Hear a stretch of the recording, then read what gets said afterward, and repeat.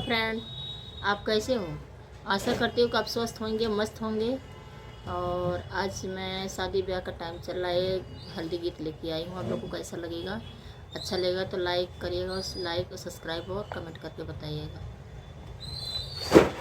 दुल्हा कौन दुल्हा के लाल दूनों गाल, हर दिया रस से भरी।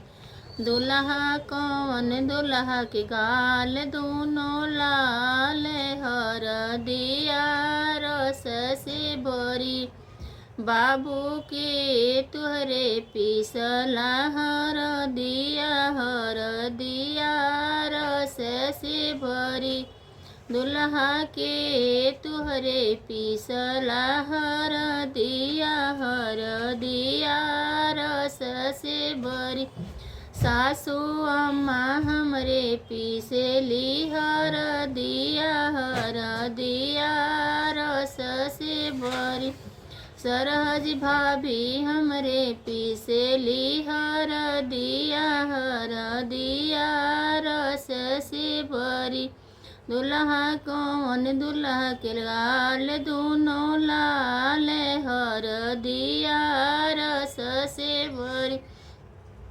बाबू के तुहरे साजे बरियतिया, हर दिया रस से भरी।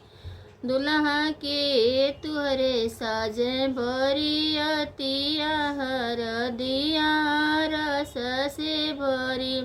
ससुरो पापा हमरे साजे बरियतिया, हर दिया रस से भरी।